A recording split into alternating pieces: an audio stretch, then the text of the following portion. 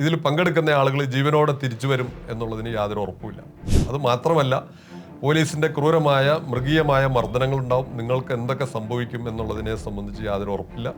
ഒരു കാര്യം പറഞ്ഞു, എല്ലാം നമ്മൾ മറക്കണം പൊറുക്കണം എന്ന് പറഞ്ഞു. അദ്ദേഹം അന്നത് പറഞ്ഞില്ലായിരുന്നെങ്കിൽ നിരവധി പോലീസ് ഉദ്യോഗസ്ഥന്മാർക്ക് കേരളത്തിൽ ഒരുപക്ഷെ അംഗവൈകല്യം വരുന്നത് ഇത്തരത്തിലുള്ള സംഭവങ്ങൾ ഉണ്ടായേനെ.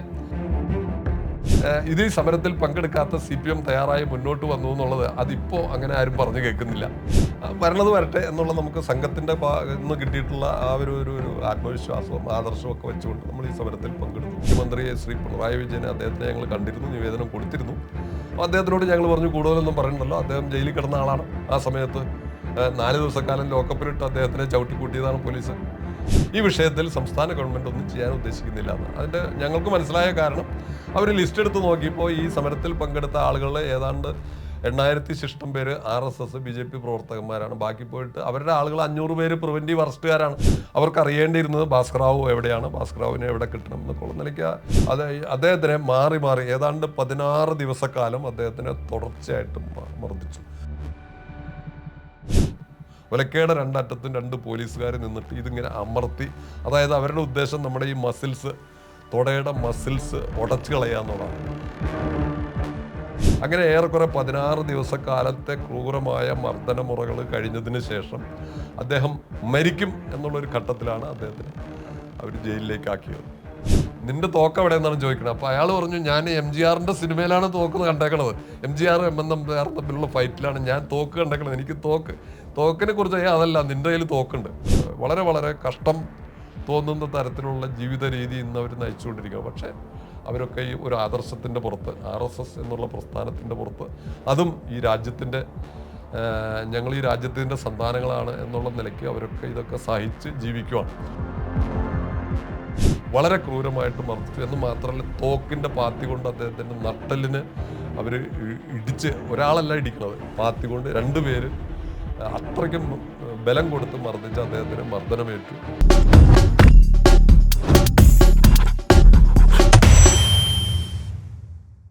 രാജ്യം കണ്ട ഏറ്റവും വലിയ ജനാധിപത്യ വിരുദ്ധത, അടിയന്തരാവസ്ഥ, അതിന് 50 വർഷം തികയാൻ പോയാണ്. 1975 ജൂൺ 25-നായിരുന്നു അടിയന്തരാവസ്ഥയുടെ പ്രഖ്യാപനം. അന്ന് അടിയന്തരാവസ്ഥ വിരുദ്ധ പോരാട്ടം കേരളത്തിലെങ്ങും അലയടിച്ചിരുന്നു രാഷ്ട്രീയ സ്വയംസേവക സംഘത്തിൻ്റെ നേതൃത്വത്തിൽ. അതിൽ നിരവധി പേർ പങ്കെടുത്തു. പലരും അറസ്റ്റ് ചെയ്ത് ജയിലിലാക്കപ്പെട്ടു. ചിലർ കൊടിയ മർദ്ദനങ്ങൾ അനുഭവിച്ചു. ഇന്നും അതിൻ്റെ വേദനകളും അതിൻ്റെ ബുദ്ധിമുട്ടുകളും അനുഭവിച്ച് ജീവിക്കുന്ന വലിയൊരു സമൂഹമുണ്ട്. അന്ന് അടിയന്തരാവസ്ഥക്കെതിരെ പോരാടി, ജനാധിപത്യത്തിന് വേണ്ടി പോരാടി അകത്തുപോയ നിരവധി പേർ. അത്തരത്തിൽ ഒരു അത്തരത്തിലുള്ളവരുടെ ഒരു സംഘടനയാണ്, കൂട്ടായ്മയാണ് അസോസിയേഷൻ ഓഫ് എമർജൻസി വിക്ടിംസ്.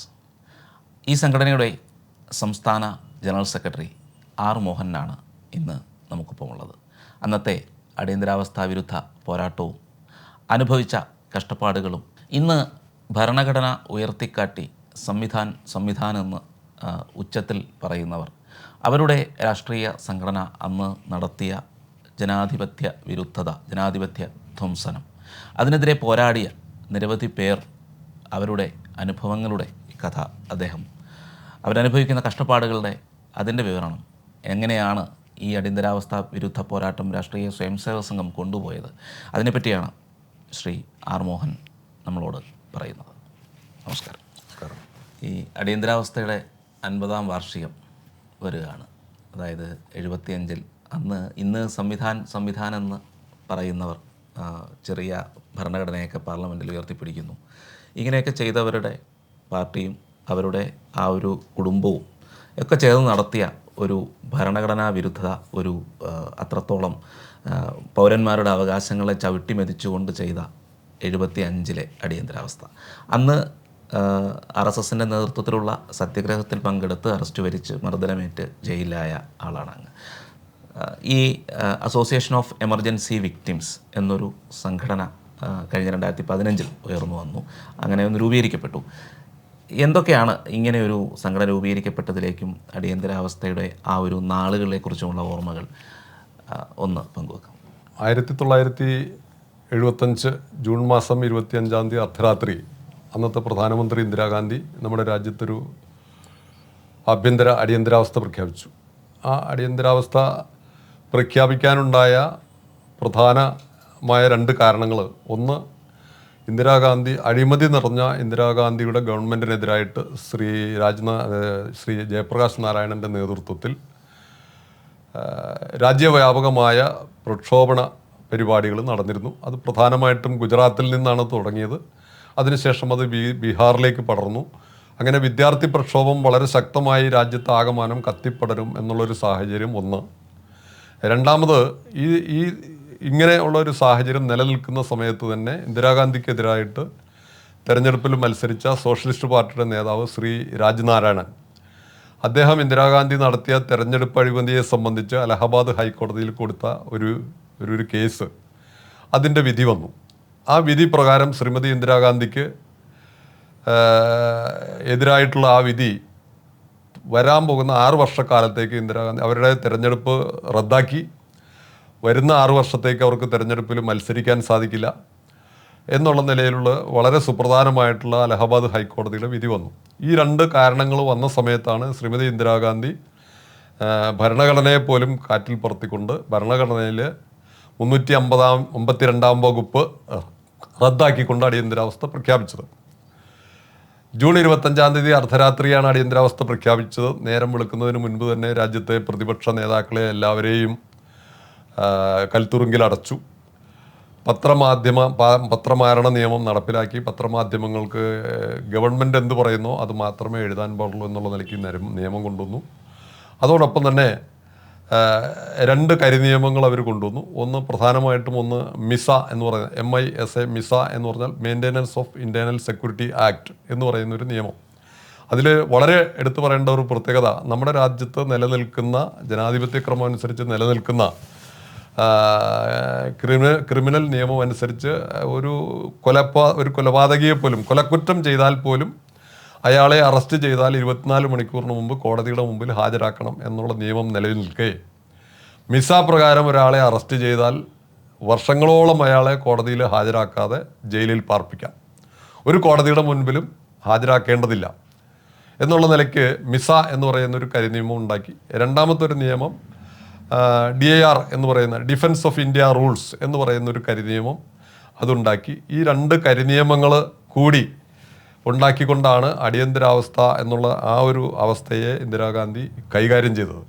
ഈ ഒരു സാഹചര്യത്തിൽ ഇപ്പോൾ അതിനെതിരെ, അതായത് ജനാധിപത്യ ധ്വംസനത്തിനെതിരെ ഒരുപാട് സംഘടനകൾ പ്രതികരിച്ചിരുന്നു.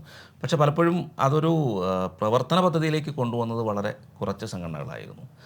ജനാധിപത്യത്തെക്കുറിച്ച് വാദോരാതെ പ്രസംഗിക്കുന്ന പലരും ഈ അടിയന്തരാവസ്ഥയ്ക്കെതിരായുള്ള പോരാട്ടത്തിൽ പങ്കെടുത്തില്ല എന്നത് ശ്രദ്ധേയമാണ്.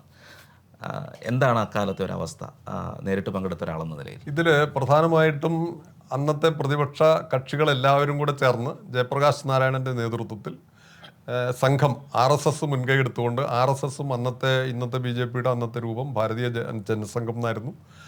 ഈ 2 പ്രസ്ഥാനങ്ങളും കൂടെ ചേർന്ന് എല്ലാ പ്രതിപക്ഷ കക്ഷികളെയും കൂടെ യോജിപ്പിച്ചുകൊണ്ട് ലോക സംഘർഷ സമിതി എന്ന് പറഞ്ഞിട്ടുള്ള ഒരു സമിതി ഉണ്ടാക്കി ഇതിനെതിരെ, അടിയന്തരാവസ്ഥയ്ക്കെതിരെ ഉള്ള പ്രവർത്തനങ്ങൾ നീക്കാൻ വേണ്ടി തീരുമാനിച്ചു. പക്ഷേ നിർഭാഗ്യവശാൽ കേരളത്തിലെ പ്രതിപക്ഷ രാഷ്ട്രീയ പാർട്ടി, അന്നത്തെ പ്രതിപക്ഷ രാഷ്ട്രീയ പാർട്ടിയായിട്ടുള്ള വിപ്ലവ പാർട്ടി എന്ന് അവകാശപ്പെടുന്ന CPM ഇതിനകത്ത് ചേർന്നില്ല. CPI എന്ന് ഭരണത്തിനൊപ്പം. അതെ. അപ്പോൾ അവർ CPI അന്ന് ഭരണത്തിൽ ഇന്ദിരാഗാന്ധിയുടെ അടിയന്തരാവസ്ഥയ്ക്ക് കീജയ് വിളിച്ചവരാണ്. പക്ഷേ CPM ഇതിനെതിരായിട്ടുള്ള ഈ ലോക സംഘർഷ സമിതിയുടെ സത്യാഗ്രഹ സമരത്തിൽ അല്ലെങ്കിൽ പ്രക്ഷോഭണ നടപടിയിൽ ചേരാതെ അവർ മാറിയിരുന്നു. അതായിരുന്നു രാഷ്ട്രീയ സാഹചര്യം. കേരളത്തെ സംബന്ധിച്ച് പറയാം, എല്ലാ സ്ഥലത്തും സംഘടനാ കോൺഗ്രസ് ഉണ്ടായിരുന്നു, അതുപോലെ തന്നെ സോഷ്യലിസ്റ്റ് പാർട്ടി ഉണ്ടായിരുന്നു, അങ്ങനെ നിരവധി ആൾക്കാരുണ്ടായിരുന്നു. ഇവിടെ കേരളത്തെ സംബന്ധിച്ച് പറയുകയാണെങ്കിൽ തന്നെ അന്ന് സംഘടനാ കോൺഗ്രസിൻ്റെ കുറച്ച് ആളുകളുണ്ടായിരുന്നു, സോഷ്യലിസ്റ്റ് പാർട്ടിയുടെ ചില ആളുകളുണ്ടായിരുന്നു. അന്ന് ലീഗ് 2ആയിരുന്നു. വിമത ലീഗ് എന്ന് പറയുന്ന ഒരു ലീഗ്, അവർ പോലും ഇതിൻ്റെ കൂടെ കൂടി. പ്രധാനമായിട്ടും കേരളത്തിൽ സർവോദയ സംഘമാണ് ഇതിൻ്റെ കൂടെ ചേർന്നത്. Shri professor M P Manmadhan ആയിരുന്നു ഇതിൻ്റെ കേരളത്തിൻ്റെ ലോക സംഘർഷ സമിതിയുടെ പ്രസിഡന്റ്. അദ്ദേഹത്തിൻ്റെ ആ പ്രസ്ഥാനത്തിലുള്ള ആളുകൾ, സർവോദയ സംഘത്തിൻ്റെ പ്രവർത്തകന്മാർ എന്നുള്ള നിലയിലുള്ള കാര്യങ്ങൾ അവരെല്ലാവരും കൂടെ ചേർന്നിട്ടാണ് കേരളത്തിൽ CPM ഇതിനകത്ത് നിങ്ങളിതിൻ്റെ സംഘടനാ തീരുമാനം അനുസരിച്ച് ജനസംഘത്തിൻ്റെ അഖിലേന്ത്യാ നേതാക്കന്മാർ നേരിട്ട് പോയി അന്ന് EMSനെയൊക്കെ അറസ്റ്റ് ചെയ്തെങ്കിലും അദ്ദേഹം 15 ദിവസം കൊണ്ട് ജയിലിന് പുറത്തു വന്നു. മറ്റാരും വന്നില്ല. പക്ഷേ അതിനെക്കുറിച്ചൊക്കെ വിവാദങ്ങളുണ്ട്. അദ്ദേഹം മാപ്പെഴുതി കൊടുത്തു പോകുന്നു എന്നൊക്കെ പറയുന്നുണ്ട്. എന്തായാലും നമ്മൾ അതിലേക്കൊന്നും നമ്മുടെ വിഷയമല്ലാത്തതുകൊണ്ട് അതിലേക്ക് പോകുന്നില്ല. ഏതായാലും അദ്ദേഹത്തിന് ജയിലിൽ നിന്ന് പുറത്തു വന്ന അദ്ദേഹത്തിന് ഭാരതീയ ജനസംഘത്തിൻ്റെ ഡൽഹിയിലുള്ള അഖിലേന്ത്യാ നേതാക്കന്മാർ ശ്രീ രാമൻപിള്ളയോട് ചേർന്ന് ഒരുമിച്ച് പോയി EMSനെ നേരിട്ട് കണ്ടു. നിങ്ങൾ കേരളത്തിലെ പ്രതിപക്ഷ രാഷ്ട്രീയ പാർട്ടി എന്നുള്ള നിലയ്ക്ക് നിങ്ങളിതിൻ്റെ നേതൃത്വം ഏറ്റെടുക്കണം. കേരളത്തിൽ ഞങ്ങളുടെ ആളുകൾ RSSൻ്റെയും ജനസംഘത്തിൻ്റെ ആളുകൾ സത്യാഗ്രഹം ചെയ്യാൻ തയ്യാറാണ് എന്നുള്ള നിലയ്ക്ക് അവരോട് പറഞ്ഞതാണ്. പക്ഷേ അന്ന് വളരെ വ്യക്തമായി EMS പറഞ്ഞു, ഞങ്ങൾ ഈ സമരത്തിലില്ല, ഞങ്ങൾ ബോണസ് 4% കുറച്ചുകൊണ്ടൊരു തീരുമാനം ഉണ്ടാക്കിയിട്ടുണ്ട്, ഞങ്ങൾ അതിനെതിരായിട്ടുള്ള സമരത്തിനേ ഉള്ളൂ എന്ന് പറഞ്ഞിട്ട് അടിയന്തരാവസ്ഥയ്ക്കെതിരായ സമരത്തിൽ നിന്ന് അവർ പൂർണ്ണമായിട്ടും യോജിക്കാതെ മാറി നിന്നു. പക്ഷേ ലോക സംഘർഷ സമിതിയുടെ നേതൃത്വത്തിൽ RSS, ജനസംഘം തുടങ്ങിയ സംഘടനകളും കുറേ സർവോദയ സംഘത്തിൻ്റെ ആളുകളുണ്ടായിരുന്നു. അവരൊക്കെ കൂടെ ചേർന്ന് ലോക സംഘർഷ സമിതിയുടെ തീരുമാനപ്രകാരം 75 ജൂണിലാണ്, ജൂൺ മാസം 25 അർദ്ധരാത്രിയാണ് അടിയന്തരാവസ്ഥ പ്രഖ്യാപിച്ചത്. കേവലം 5 മാസം കൊണ്ട് നവംബർ മാസം മുതൽ, അതായത് 75 നവംബർ മാസം 14 മുതൽ 76 ജനുവരി മാസം 14 വരെയുള്ള 2 മാസക്കാലം രാജ്യവ്യാപകമായി ഗാന്ധിയൻ രീതിയിലുള്ള സത്യാഗ്രഹ സമരം നടത്തണമെന്ന് തീരുമാനിച്ചു. അത് പൂർണ്ണമായിട്ടും നടപ്പിലാക്കി. ആ സത്യാഗ്രഹ സമരം നടത്തുന്ന സമയത്ത് ശരിക്കും പറഞ്ഞാൽ ആ സത്യാഗ്രഹ സമരത്തിൽ സർവോദയ സംഘത്തിൻ്റെ ആളുകളും RSSൻ്റെ സ്വയം സേവകന്മാരും ജനസംഘത്തിൻ്റെ ആളുകളും എല്ലാവരും മാത്രമാണ് കേരളത്തിൽ പങ്കെടുത്തത്. മറ്റാരും തന്നെ അതിനകത്ത് സമരത്തിൽ, പ്രത്യക്ഷ സമരത്തിൽ മറ്റാരും ഉണ്ടായിരുന്നില്ല എന്നുള്ളതാണ് യാഥാർത്ഥ്യം. ആ സമയത്ത് കേരളത്തെ സംബന്ധിച്ചിടത്തോളം വളരെ കുപ്രസിദ്ധമായ ചില കേസുകൾ, രാജൻ കേസ് ഉൾപ്പെടെ പലരും കൊല്ലപ്പെട്ടിട്ടുണ്ട്. ലോക്കപ്പിൽ ചിലരുടെ മൃതദേഹം പോലും കണ്ടെത്തിയിട്ടില്ല. അങ്ങനെയൊക്കെ വളരെ വലിയ ഒരു അടിച്ചമർത്തലും ക്രൂരതകളും നടന്ന ഒരു കാലഘട്ടമായിരുന്നു അത്. എങ്ങനെയാണ് RSS ആ ഒരു സമരത്തിലേക്ക് ഇറങ്ങിയത്? അല്ലെങ്കിൽ അതിൻ്റെ തീരുമാനങ്ങൾ എങ്ങനെയായിരുന്നു? എങ്ങനെയാണ് സമരം തുടങ്ങിയത്? എങ്ങനെ മുന്നോട്ട് കൊണ്ടുപോയി? RSSൻ്റെ അന്നത്തെ തീരുമാനം അനുസരിച്ച് ഈ സത്യാഗ്രഹ സമരത്തിൽ നമ്മുടെ കേരളത്തിലെ ഓരോ താലൂക്ക് കേന്ദ്രങ്ങളിലും ആഴ്ചയിൽ ഒരു ദിവസം 11 പേരടങ്ങുന്ന ബാച്ച് സത്യാഗ്രഹ സമരം നടത്തണമെന്ന് തീരുമാനിച്ചു. അപ്പോൾ അതിൻ്റെ സ്വഭാവം പ്രധാനപ്പെട്ട ടൗണുകളിൽ ഓരോ ടൗൺ പ്രത്യേകം തീരുമാനിച്ചിട്ട് ഓരോ താലൂക്കിലെ ഓരോ ദിവസവും ആഴ്ചയിൽ ഒരു ദിവസം എന്നുള്ള നിലയ്ക്ക് 11 പേര് ഒരു ലഘുലേഖ, അടിയന്തരാവസ്ഥയ്ക്കെതിരായ അടിയന്തരാവസ്ഥ പിൻവലിക്കുക, ജനാധിപത്യം സംരക്ഷിക്കുക, പത്രമാരണ നിയമം പിൻവലിക്കുക എന്നൊക്കെ പറഞ്ഞിട്ട്, പൗരാവകാശങ്ങൾ പുനഃസ്ഥാപിക്കുക എന്നൊക്കെ പറഞ്ഞിട്ടുള്ള ഒരു 3-4 കാര്യങ്ങൾ, ഇന്ദിരാഗാന്ധി റദ്ദാക്കിയ കാര്യങ്ങൾ നടപ്പിലാക്കണമെന്നും അടിയന്തരാവസ്ഥ പിൻവലിക്കണമെന്ന് പറഞ്ഞുകൊണ്ട് ഒരു ലഘുലേഖ വിതരണം ചെയ്തു. ആ വിതരണം ചെയ്യുന്നവരൊപ്പം ഈ 11 പേര് ജാഥയായിട്ട് പോയി. ചില സ്ഥലങ്ങളിൽ പ്രസംഗിക്കാൻ അവസരം കിട്ടിയിട്ടുണ്ട്, ചില സ്ഥലങ്ങളിൽ പ്രസംഗിക്കാൻ അവസരം കിട്ടുന്നതിന് മുൻപ് തന്നെ പോലീസ് വന്ന് അവരെ സ്പോട്ടിൽ വെച്ച് അടിച്ച്. പക്ഷേ നമ്മുടെ സംഘടനയുടെ തീരുമാനം ഒരു കാരണവശാലും ഓടരുതെന്നായിരുന്നു. അതുകൊണ്ട് അങ്ങനെ അവരെ അറസ്റ്റ് ചെയ്യുന്ന ഒരു സമ്പ്രദായമാണ് കേരളത്തിൽ നടന്നത്. അതിൽ എടുത്തു പറയേണ്ട ഒരു സംഗതി, RSSൻ്റെ ഭാഗത്തുനിന്ന് RSSൻ്റെ നേതൃത്വം ഞങ്ങളോട്, ഈ സമരത്തിൽ പങ്കെടുക്കുന്ന ആളുകളോട് വളരെ കൃത്യമായിട്ടൊരു കാര്യം പറഞ്ഞിരുന്നു. അടിയന്തരാവസ്ഥ കാലത്ത് ഈ അടിയന്തരാവസ്ഥക്കെതിരെ സത്യാഗ്രഹ സമരം ചെയ്യുന്ന സമയത്ത് നിങ്ങൾ ഇതിൽ പങ്കെടുക്കുന്ന ആളുകൾ ജീവനോടെ തിരിച്ചു വരും എന്നുള്ളതിന് യാതൊരു ഉറപ്പുമില്ല. അത് മാത്രമല്ല, പോലീസിൻ്റെ ക്രൂരമായ മൃഗീയമായ മർദ്ദനങ്ങളുണ്ടാവും, നിങ്ങൾക്ക് എന്തൊക്കെ സംഭവിക്കും എന്നുള്ളതിനെ സംബന്ധിച്ച് യാതൊരു ഉറപ്പില്ല. മാത്രമല്ല, നിങ്ങൾ വിവിധ ജോലി പോലെയുള്ള സംരംഭങ്ങളിൽ ബന്ധപ്പെട്ട ആളുകളാണ്, അതൊക്കെ വന്ന് നിങ്ങളുടെ ഭാവി ജീവിതം മുന്നോട്ട് കൊണ്ടുപോകാൻ സാധിക്കും എന്നുള്ളതിനൊന്നും യാതൊരു ഉറപ്പുമില്ല എന്നുള്ള നിലയിൽ വളരെ വ്യക്തമായി സംഘ സ്വയം സേവകന്മാർക്ക് സംഘത്തിൻ്റെ ഭാഗത്തുനിന്ന് നിർദ്ദേശം തന്നിരുന്നു. പക്ഷേ ആ നിർദ്ദേശം ഉണ്ടായിരുന്നിട്ട് പോലും അങ്ങനെയൊക്കെ കൃത്യമായി സംഘത്തിൻ്റെ ഭാഗത്തുനിന്ന് കാര്യങ്ങളൊക്കെ പറഞ്ഞ് ധരിപ്പിച്ചിരുന്നുവെങ്കിൽ പോലും അതായത് ജനാധിപത്യ വിരുദ്ധമായി ഇന്ദിരാഗാന്ധിയുടെ ഏകാധിപത്യത്തിനെതിരായി സത്യാഗ്രഹ സമരം ചെയ്യാൻ വേണ്ടിയിട്ട് സംഘത്തിൻ്റെ സ്വയം സേവകന്മാർ, അന്നത്തെ ചെറുപ്പക്കാരായിട്ടുള്ള ആളുകൾ മുന്നോട്ട് വന്നു. വളരെ നല്ല നിലയിൽ ഈ സത്യാഗ്രഹ സമരം മുമ്പോട്ട് പോകുന്ന രീതിയാണ് അന്ന് ഉണ്ടായത്. അപ്പോൾ ഇങ്ങനെയൊരു സംഘടനയുടെ ചുമതലയിൽ വന്ന് ഒരുപാട് പേരെ കണ്ടിട്ടുണ്ടാവും. ഇതിൻ്റെ ഒരു മർദ്ദനങ്ങൾ ഏറ്റുവാങ്ങിയ നിരവധി പേർ ഇപ്പോൾ കേരളത്തിൽ മുഴുക്കെ പലരെയും പരിചയം ഉണ്ട്, ഒരുപാട് പേരെ കണ്ടിട്ടുണ്ട്. അവരുടെ ഒരു അനുഭവങ്ങൾ നമ്മുടെ മനസ്സിനെ അത്രത്തോളം വിഷമിപ്പിക്കുന്ന പല അനുഭവങ്ങളുണ്ടാവും. അങ്ങനെ അതിൽ എടുത്തു പറയേണ്ട ഞാനൊരു 2-3 പേരെ സംബന്ധിച്ച് പറയാം. അതായത് ശ്രീ വൈക്കം ഗോപകുമാർ, അദ്ദേഹമാണ് ഒന്നാമത് എടുത്തു പറയേണ്ട പേര്. ശ്രീ വൈക്കം ഗോപകുമാർ അന്ന് പുറത്തു നിന്ന് പ്രവർത്തിക്കേണ്ട RSSൻ്റെ പ്രചാരക്കായിരുന്നു, ആലപ്പുഴ ജില്ലയുടെ.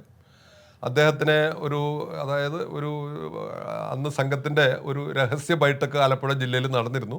അന്നത്തെ പ്രാന്ത പ്രചാരക് ശ്രീ ഭാസ്കറാവു ആ ബൈഠക്കിൽ പങ്കെടുത്തു. ആ ബൈഠക്ക് കഴിഞ്ഞ് അവിടെ ബൈഠക്കിൽ പങ്കെടുക്കേണ്ടവരൊക്കെ പിരിഞ്ഞു പോയ സമയത്ത്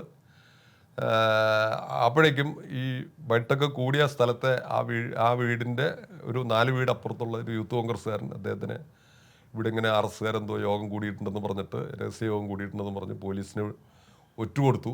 അങ്ങനെ ഒറ്റുകൊടുത്തതിൻ്റെ അടിസ്ഥാനത്തിൽ പോലീസ് അദ്ദേഹത്തിനെ ഫോളോ ചെയ്യാൻ അദ്ദേഹം അവിടെ നിന്ന് പതുക്കെ ഊടുവഴി കൂടെയൊക്കെ പോയിട്ട് ആലപ്പുഴ KSRTC ബസ് സ്റ്റാൻഡിൽ വന്നു. അദ്ദേഹത്തിൻ്റെ കയ്യിലൊരു കടലാസ് പൊതി ഉണ്ടായിരുന്നു.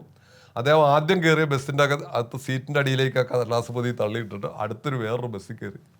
അദ്ദേഹത്തിന് പോലീസ് ബസ് സ്റ്റാൻഡിൽ പുറകെ ഓടി വന്ന് പോലീസ് ആ ബസ് വളഞ്ഞ് അതിനകത്ത് നിന്ന് അദ്ദേഹത്തിനെ അറസ്റ്റ് ചെയ്തു. അപ്പോൾ ജനക്കൂട്ടം നോക്കി നിന്ന സമയത്ത് പോക്കറ്റടിക്കാരനാണെന്ന് പറഞ്ഞിട്ടാണ് അദ്ദേഹത്തിനെ അറസ്റ്റ് ചെയ്ത് കൊണ്ടുപോയത്.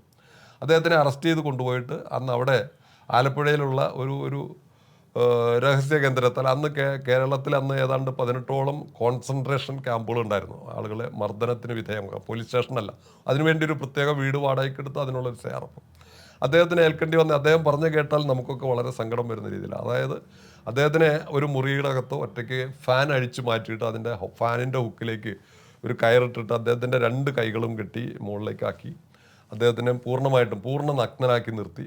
അതിനുശേഷം സാധാരണ അന്ന് ഈ ഡ്രാമകൾക്കും ഡാൻസിനൊക്കെ ഉപയോഗിക്കുന്ന എല്ലാ തരം ലൈറ്റ് ഉണ്ട്, 500-ൻ്റെ ബൾബ്. ഇന്നത്തെ സംവിധാനം മാറി. അത് ഭയങ്കര ചൂടായിരിക്കും. ഈ സാധനം ഇങ്ങനെ ഇട്ടിട്ട് ആ മുറിയുടെ എല്ലാ ജനലും വാതിലും ഒക്കെ അടച്ചിട്ടിട്ട് ഈ 500-ൻ്റെ ബൾബ് തലയ്ക്ക് മീതെ കത്തിക്കിടക്കുന്നു. അദ്ദേഹത്തിൻ്റെ കൈ ഇങ്ങനെ പൂർണ്ണ നഗ്നനായിട്ട്. അപ്പോൾ പോലീസ് 4 വശത്ത് നിന്നിട്ട് പോലീസുകാർ ചോദ്യം ചെയ്യുന്നു. അവർക്ക് അറിയേണ്ടിയിരുന്നത് ഭാസ്കറാവു എവിടെയാണ്, ഭാസ്കറാവിനെ എവിടെ കിട്ടണം എന്നൊക്കെയുള്ള നിലയ്ക്ക് അദ്ദേഹത്തിനെ മാറി ഏതാണ്ട് 16 ദിവസക്കാലം അദ്ദേഹത്തിനെ തുടർച്ചയായിട്ട് മർദ്ദിച്ചു. അതിനുശേഷം അദ്ദേഹത്തിനെ പട്ടം പറത്തൽ എന്ന് പറയുന്ന സംഭവത്തിൽ വിധേയമാക്കി. അതോടൊപ്പം തന്നെ അദ്ദേഹത്തിനെ ബെഞ്ചിൽ കിടത്തിയിട്ട് ഉരുട്ടൽ എന്ന് പറഞ്ഞ പ്രക്രിയ, ഒരു നീളമുള്ള ബെഞ്ചിനകത്ത് ആളെ കിടത്തിയിട്ട് കൈ അതിൻ്റെ അടിയിലേക്ക് പിടിച്ച് 2 കൈയും കെട്ടും, കാല് 2 കെട്ടും, ഒരു ഒലയ്ക്ക കൊണ്ടുവന്നിട്ട് നമ്മുടെ ഈ തുടയുടെ മുകളിലുള്ള ഈ മസിൽസ് ഇതിങ്ങനെ 2 സ്ഥലത്തും 2 അറ്റത്തും ഒലക്കയുടെ 2 അറ്റത്തും 2 പോലീസുകാർ നിന്നിട്ട് ഇതിങ്ങനെ അമർത്തി, അതായത് അവരുടെ ഉദ്ദേശം നമ്മുടെ ഈ തുടയുടെ മസിൽസ് ഉടച്ചു കളയുക എന്നുള്ളതാണ്. അത് പ്രയോഗിച്ചു. അദ്ദേഹത്തിന് നിൽക്കാൻ പാടില്ല. അങ്ങനെ കുറേ നേരം ഈ പ്രക്രിയകളൊക്കെ കഴിയുമ്പോൾ ആൾ തളർന്നു വീഴും. അവർ തലയിൽ വെള്ളമൊഴിക്കും. അദ്ദേഹത്തിന് ഭക്ഷണം കൊടുത്തിരുന്നില്ല. അങ്ങനെ ഏറെക്കുറെ 16 ദിവസക്കാലത്തെ ക്രൂരമായ മർദ്ദനമുറകൾ കഴിഞ്ഞതിന് ശേഷം അദ്ദേഹം മരിക്കും എന്നുള്ളൊരു ഘട്ടത്തിലാണ് അദ്ദേഹത്തിനെ അവർ ജയിലിലേക്കാക്കിയത്. അതൊരു സംഭവം. പിന്നെ തൃശ്ശൂർ ജില്ലയിൽ എടുത്തു പറയേണ്ട ഒരു സംഭവം എന്ന് വെച്ചാൽ ഇവിടെ നമ്മുടെ തൃശ്ശൂർ ജില്ലയിൽ ഭരത് കുമാർ എന്ന് പറയുന്ന അദ്ദേഹം 11 ദിവസക്കാലം ലോക്കപ്പിലിട്ട് അദ്ദേഹം അന്ന് അവിടുത്തെ സംഘത്തിൻ്റെ ചുമതലക്കാരനായിരുന്നു. സത്യാഗ്രഹ സമരത്തിൽ പങ്കെടുത്ത അദ്ദേഹത്തിന് 11 ദിവസക്കാലം മാറി ലോക്കപ്പിലിട്ട് അദ്ദേഹത്തിന് വിവിധ പോലീസ് സ്റ്റേഷനിൽ 2 ദിവസം ഒരു പോലീസ് സ്റ്റേഷനിൽ 2 ദിവസം വേറൊരു പോലീസ് സ്റ്റേഷനിൽ അങ്ങനെ കൊണ്ടുപോയി മർദ്ദിച്ചു. അതുകൂടാതെ MK ധർമ്മരാജൻ എന്ന് പറയുന്ന അദ്ദേഹം സംഘത്തിൻ്റെ പ്രചാരക്കായിരുന്നു. അദ്ദേഹം കണ്ണൂർ ജില്ലയിൽ തളിപ്പറമ്പിൽ അവിടെ ആളുകളെ സംഘടിപ്പിക്കുകയും സമരത്തിൽ പങ്കെടുക്കുകയും ചെയ്തതാണ്. അവിടെ നിന്ന് വന്നതിന് ശേഷം അദ്ദേഹം തൃശ്ശൂരിൽ അദ്ദേഹത്തിന് ചുമതല കൊടുത്തു. അവിടെ നിന്ന് അദ്ദേഹം സമരത്തിൽ പങ്കെടുക്കാൻ നിൽക്കുന്നതിന് സംഭവിച്ച് അദ്ദേഹത്തിനെ പോലീസ് അറസ്റ്റ് ചെയ്ത് കൊണ്ടുപോയി 16 ദിവസക്കാലം അദ്ദേഹത്തിനെ വിവിധ പോലീസ് സ്റ്റേഷനിൽ കൊണ്ടുപോയി ലോക്കപ്പിൽ. അദ്ദേഹത്തിന് ഭക്ഷണമോ വെള്ളമോ ഒന്നും കൊടുത്തില്ല. അങ്ങനെ മരിച്ചു എന്നുള്ളൊരു ഘട്ടം വന്ന സമയത്താണ് അദ്ദേഹത്തിനെ വിയ്യൂർ സെൻട്രൽ ജയിലിലേക്ക് ആക്കിയത് മിസ്സാപ്രകാരം. അവിടെ ചെന്നിട്ട് അവിടെ ഉണ്ടായിരുന്ന ജയിലിലുണ്ടായിരുന്ന നമ്മുടെ ആളുകൾ അദ്ദേഹത്തിന് പാല് വെള്ളമൊക്കെ അദ്ദേഹത്തിൻ്റെ തൊണ്ടയിൽ നിന്ന് ഇത് ഇറങ്ങുന്നില്ല. 16 ദിവസക്കാലം ഭക്ഷണം കഴിച്ചിട്ടില്ല. അത്ര വളരെ നികൃഷ്ടമായ രീതിയിലുള്ള മർദ്ദനമുറകളാണ് അവർ പ്രയോഗിച്ചത്. ഇതുകൂടാതെ ഇപ്പോൾ ആലുവയിൽ എടുത്തു പറയേണ്ട ഒരാളാണ് ശ്രീ PK ശശി. അദ്ദേഹം സംഘത്തിൻ്റെ പ്രചാരക്കായിരുന്നു. ഉടുമ്പൻചോല, അതായത് ഇടുക്കി ജില്ലയിലെ ഉടുമ്പൻചോലയിലെ പ്രചാരക്കായിരുന്നു. അപ്പോൾ അദ്ദേഹത്തിൻ്റെ അദ്ദേഹം താമസിച്ചൊരു സ്വയംസേവകൻ്റെ വീട്ടിൽ രാത്രി താമസിക്കുവാണ്. അപ്പോൾ അവിടെ ഇടുക്കി ജില്ലയിൽ അറിയാമല്ലോ, അന്ന് ഇത്രയും ജനവാസം ഇല്ല. കിലോമീറ്ററോളം നടന്നു വേണം ഒരു വീട്ടിലെത്താൻ. എന്തായാലും ആരോ കൊടുത്തു. അവിടെ RSSൻ്റെ ഒരു നേതാവ് അവിടെ വന്നിട്ടുണ്ട്, അയാളുടെ കയ്യിൽ തോക്കുണ്ട് എന്നും പോലീസിനോട് പറഞ്ഞു. അപ്പോൾ പോലീസുകാർ വീട് വളഞ്ഞു. ആ വീട്ടിലെ സ്വയംസേവകനെയും ഇദ്ദേഹത്തിനെയും പ്രചാരകനെയും അറസ്റ്റ് ചെയ്തു, പോലീസ് സ്റ്റേഷനിൽ കൊണ്ടുപോയി വളരെ ക്രൂരമായിട്ട് 2 പേരെയും മർദ്ദിച്ചു. അപ്പോൾ അതിൽ ആ സ്വയംസേവകൻ മരിച്ചു കഴിഞ്ഞ 2 വർഷം മുമ്പ്.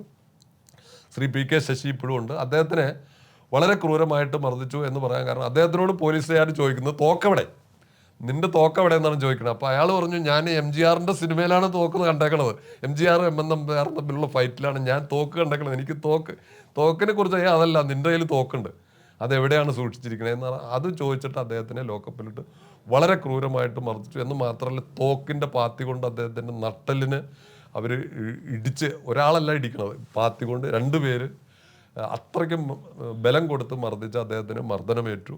അങ്ങനെ മർദ്ദനമേറ്റ് അദ്ദേഹത്തിനെ ജയിലിലേക്ക് ആക്കി. അത് കഴിഞ്ഞിട്ട് അദ്ദേഹം ജയിലിൽ നിന്ന് തിരിച്ചു വന്നതിന് ശേഷം വീണ്ടും അദ്ദേഹം തൊടുപുഴ ഭാഗത്തെ സംഘത്തിൻ്റെ നിർദ്ദേശപ്രകാരം അദ്ദേഹം വീണ്ടും 2ാമത്തെ സത്യാഗ്രഹ സമരത്തിലും പങ്കെടുത്തു. ഇപ്പോൾ അദ്ദേഹത്തിന് അസുഖം ഒക്കെ വന്നിട്ട് അദ്ദേഹത്തിൻ്റെ വിരൽ ഒക്കെ മുറിച്ചിട്ട് വീട്ടിൽ വിശ്രമിക്കുകയാണ്. വളരെ വളരെ അവശനായിട്ടുള്ള നിലയിൽ അദ്ദേഹം കഴിഞ്ഞുകൂടുകയാണ്. അപ്പോൾ അങ്ങനെ നോക്കുന്ന സമയത്ത് നമ്മുടെ സംസ്ഥാനത്ത് വിവിധ, ഞാൻ ഓരോ 1, 2, 3, 4 പേരുടെ കാര്യം പറഞ്ഞു എന്നുള്ളൂ, നിരവധി ആളുകൾ എന്താ പറയുക, ഈ തരത്തിൽ ക്രൂരമായ പീഡനങ്ങൾ സഹിച്ച ആളുകൾ ഇന്ന് നമ്മുടെ കൂടെ ജീവിച്ചിരിപ്പുണ്ട്. കുറേ ആളുകൾ മരിച്ചു, കുറേ ആളുകൾ ജീവിച്ചിരിക്കുന്നുണ്ട്. അവരുടെയൊക്കെ കാര്യം വളരെ കഷ്ടമാണ്. ഇപ്പോൾ നമ്മൾ ഈ ഭാഗത്തൊക്കെ പോയാൽ, ഈ മലപ്പുറം ഭാഗത്ത് താനൂർ, തിരൂർ ആ ഭാഗത്തൊക്കെ പോയാൽ നിരവധി ആളുകൾ, അതുപോലെ തന്നെ കോഴിക്കോട് പോയാൽ, വയനാട് ജില്ലയിൽ ഇപ്പം ഞാൻ ആ ഭാഗത്തൊക്കെ സഞ്ചരിക്കുന്നതാണ്. അപ്പോൾ അവിടെയൊക്കെ ചെല്ലുമ്പോൾ പലരെയും വളരെ ദയനീയമായിട്ടുള്ള സ്ഥിതിയാണ്. നമ്മളവരെ വീട്ടിൽ കാണാൻ ചെന്നാൽ അവർക്ക് വാക്കറിൽ വന്ന് വേണം, അതും ചിലർക്ക് ഇരിക്കാൻ മേല, ചിലർക്ക് നിൽക്കാൻ മേല, അങ്ങനത്തെ കണ്ടീഷനിൽ അത്ര വളരെ വളരെ വളരെ കഷ്ടം തോന്നുന്ന തരത്തിലുള്ള ജീവിത രീതി ഇന്ന് അവർ നയിച്ചുകൊണ്ടിരിക്കുക. പക്ഷേ അവരൊക്കെ ഈ ഒരു ആദർശത്തിൻ്റെ പുറത്ത്, RSS എന്നുള്ള പ്രസ്ഥാനത്തിൻ്റെ പുറത്ത്, അതും ഈ രാജ്യത്തിൻ്റെ, ഞങ്ങൾ ഈ രാജ്യത്തിൻ്റെ സന്താനങ്ങളാണ് എന്നുള്ള നിലയ്ക്ക് അവരൊക്കെ ഇതൊക്കെ സഹിച്ച് ജീവിക്കുവാണ്. അപ്പോൾ ഇത്തരം ആളുകളെ നമ്മുടെ സർക്കാർ കാണാതെ പോകുന്നത് ശരിയല്ല. അപ്പോൾ ആ നിലയ്ക്ക് അതിനൊരു പ്രത്യേക സംവിധാനം ഉണ്ടാവേണ്ടതാണ് എന്നാണ് ഞങ്ങൾക്ക് അതിനെക്കുറിച്ച് പറയാനുള്ളത്. ഇതിൽ അന്നത്തെ കാലത്തെക്കുറിച്ചൊരു ചോദ്യമുള്ളതെന്ന് വെച്ചാൽ, അതായത് ഈ ഗാന്ധിയന്മാരുടെ സർക്കാർ ഭരിക്കുന്നൊരു കാലമായിരുന്നു. അതായത് കോൺഗ്രസ് ആണെന്ന് ഭരിക്കുന്നത്, അതായത് ഗാന്ധി ഇത് പിന്തുടരുന്നവർ, ഗാന്ധി പേരുപയോഗിക്കുന്നവർ ഒക്കെയാണ് അന്ന് രാജ്യത്തും കേരളത്തിലും ഭരിച്ചിരുന്നത്. അതേസമയം ഗാന്ധിയൻ സത്യാഗ്രഹ മുറകളോടുകൂടി അന്ന് RSS പങ്കെടുത്തു. RSS പൊതുവെ ഫാസിസ്റ്റാണെന്നൊക്കെ ഉള്ള പേര് കേൾക്കുന്നവരായിരുന്നു, ഇപ്പോഴും കേട്ടുകൊണ്ടിരിക്കുന്നു. പക്ഷേ ജനാധിപത്യത്തിന് വേണ്ടി അന്ന് പ്രവർത്തിച്ചത് സത്യാഗ്രഹ മുറകൾ ആണ് ഉപയോഗിച്ചത്. വേണമെങ്കിൽ പലയിടത്തും സംഘർഷം ചെയ്യാൻ സാധിക്കുമായിരുന്നൊരു സംഘടനയായിരുന്നു 75-ൽ. പക്ഷേ എന്തുകൊണ്ടാണ് ഈ സത്യാഗ്രഹം എന്നുള്ള ഒരു സമരമുറ ഏറ്റെടുത്തത്? അതിലൊരു പ്രധാന കാരണമുണ്ട്. സംഘത്തിൻ്റെ അഖില ഭാരതീയ അധികാരികൾ ഈ കാര്യത്തെ സംബന്ധിച്ച്, നമ്മൾ സംഘ സ്വയംസേവകന്മാരാണ്, 10-20 വയസ്സുള്ള ചെറുപ്പക്കാരാണ്, 20-25 വയസ്സുള്ള ചെറുപ്പക്കാരാണ് പോകുന്നത്. സ്വാഭാവികമായിട്ടും പോലീസ് മർദ്ദനമൊക്കെ ഉണ്ടാകുന്ന സമയത്ത് നമ്മളൊക്കെ എന്താ പറയുക, വികാരം ഒക്കെ ഉള്ള ആളുകളാണ്. നമ്മുടെ ഭാഗത്തു നിന്നൊരു പ്രതികരണം ഉണ്ടാവരുത് എന്നുള്ള നിലയ്ക്ക് എന്തൊക്കെ സംഭവിച്ചാലും നമ്മുടെ തിരിച്ചങ്ങോട്ടുള്ള ഒരു പ്രതികരണം ഉണ്ടാവരുത് എന്നുള്ള നിലയ്ക്ക് വളരെ കർശനമായ നിർദ്ദേശം. അതുകൊണ്ടാണ് ഗാന്ധിയൻ രീതിയിലുള്ള സത്യാഗ്രഹ സമരം, ഗാന്ധിയൻ രീതി എന്ന് പ്രധാനമായിട്ട് ഉദ്ദേശിക്കുന്നത്, ഗാന്ധിയൻ രീതി എന്ന് പറയുന്നത് തന്നെ ഒരു കാരണത്ത് അടി കിട്ടിയാൽ മറ്റേ കാരണം കാണിച്ചു കൊടുക്കണം എന്നുള്ള ആ രീതിയിലുള്ള സത്യാഗ്രഹ സമരം ചെയ്യണമെന്നും തീരുമാനിച്ചു. അത് മാത്രമല്ല, അടിയന്തരാവസ്ഥ പിൻവലിച്ച് ജയിലിൽ നിന്ന് വന്ന ഉടനെ തന്നെ അന്നത്തെ സർസംഘചാലക് പൂജനീയ ദേവറസ്ജി, ബാലാസാഹേബ് ദേവറസ്, അദ്ദേഹം ഒരു കാര്യം പറഞ്ഞു, എല്ലാം നമ്മൾ മറക്കണം, പൊറുക്കണം എന്ന് പറഞ്ഞു. അദ്ദേഹം അന്നത് പറഞ്ഞില്ലായിരുന്നെങ്കിൽ നിരവധി പോലീസ് ഉദ്യോഗസ്ഥന്മാർക്ക് കേരളത്തിൽ ഒരുപക്ഷെ അംഗവൈകല്യം വരുന്നത്, ഇത്തരത്തിലുള്ള സംഭവങ്ങൾ ഉണ്ടായേനെ. അദ്ദേഹം അത് പറഞ്ഞത് അതുകൊണ്ടുകൂടി, അത് മുന്നിൽ കണ്ടുകൊണ്ടാണ് അദ്ദേഹം വളരെ ദീർഘവീക്ഷണത്തോടുകൂടി പറഞ്ഞത്, എല്ലാം മറക്കണം, പൊറുക്കണം എന്ന് പറഞ്ഞു. പക്ഷേ അതിനകത്തുണ്ടായ ഒരു സംഭവം എന്താണെന്ന് വെച്ചാൽ, ഈ നമ്മുടെ ഭാഗത്തുനിന്നൊരു പ്രതികരണം ഉണ്ടാവരുത് എന്നുള്ളത് പറഞ്ഞു എന്നുള്ളതല്ലാതെ ആ ചരിത്രം മായ്ച്ചു കളയണമെന്ന് അദ്ദേഹം ഉദ്ദേശിച്ചിട്ടില്ല. പക്ഷേ എങ്ങനെയോ അത് പിന്തുടർന്ന ആളുകൾ ആ ചരിത്രം തന്നെ മായ്ച്ചു കളയുന്ന സ്ഥിതിയിലേക്കായി. ഇപ്പോൾ കഴിഞ്ഞ 2-3 വർഷം നമ്മൾ ഈ സംഘടന രൂപീകരിച്ചപ്പോഴാണ് നമുക്കതിൻ്റെ കാര്യങ്ങൾ മനസ്സിലായത്. ഞങ്ങളാണ് അടിയന്തരാവസ്ഥക്കെതിരെ സമരം ചെയ്തതെന്ന് CPM-കാർ അവകാശവാദം ഉന്നയിച്ചു വരുന്നു. അപ്പോൾ അതിനൊരു സംഭവം എന്നുള്ള നിലയ്ക്ക് അതല്ല എന്ന് ബോധ്യപ്പെടുത്തണം എന്നുള്ള നിലയ്ക്കും കൂടെ ഒരു കാഴ്ചപ്പാടും കൂടെ ഉള്ളതുകൊണ്ട് നമ്മൾ ഈ അസോസിയേഷൻ 14 ജില്ലകളിലും ഈ സമരത്തിൽ പങ്കെടുത്ത ആളുകളാരാണ്, അറസ്റ്റ് ചെയ്യപ്പെട്ട ആളുകളാണ്, അവരുടെ പേരും അഡ്രസ്സും ഒക്കെ ഉൾപ്പെടുന്ന 14 ജില്ലകളും ചരിത്ര പുസ്തകങ്ങൾ, സമരചരിത്രത്തിൻ്റെ പുസ്തകങ്ങൾ നമ്മൾ പ്രസിദ്ധീകരിച്ചിട്ടുണ്ട്. അതിൽ ആ സമരത്തിൽ പങ്കെടുത്തവരുടെ പേരുകൾ ഉൾപ്പെടെയുണ്ട്. ആരായിരുന്നു ബാച്ച് ലീഡർ, ആരായിരുന്നു അതിൽ പങ്കെടുത്തത്, അങ്ങനെ ആ തരത്തിലുള്ള അത്രയും ഒരു സംഭവം ഇപ്പോൾ അത് പറയുന്നില്ല. കാരണം വെച്ചാൽ ഇത് ജനങ്ങൾക്ക് മനസ്സിലാവുന്ന രീതിയിൽ RSS ആണ് ഈ സത്യാഗ്രഹ സമരത്തിൽ പങ്കെടുത്തത്, RSSൻ്റെ ആളുകളാണ്. പക്ഷേ അതിൻ്റെ അവകാശവാദം ഉന്നയിക്കാൻ ഇത് ഈ സമരത്തിൽ പങ്കെടുക്കാത്ത CPM തയ്യാറായി മുന്നോട്ട് വന്നു എന്നുള്ളത് അതിപ്പോൾ അങ്ങനെ ആരും പറഞ്ഞു കേൾക്കുന്നില്ല. അന്ന് ആലുവയിൽ ഈ ഒരു സത്യാഗ്രഹത്തിന് ഇറങ്ങുമ്പോൾ എത്ര വയസ്സായിരുന്നു? എനിക്ക് 22. കൂടെ ഉണ്ടായിരുന്നു അവർക്ക്? ഞാനൊരു സ്വകാര്യ 22 വയസ്സായിരുന്നു. ഞാനൊരു ആലുവയിലെ ഒരു സ്വകാര്യ സ്ഥാപനത്തിൽ ജോലി ചെയ്യുമായിരുന്നു. എനിക്ക് ആ കമ്പനിയിൽ ഞാൻ പെർമനൻ്റ് ആയിട്ടില്ല.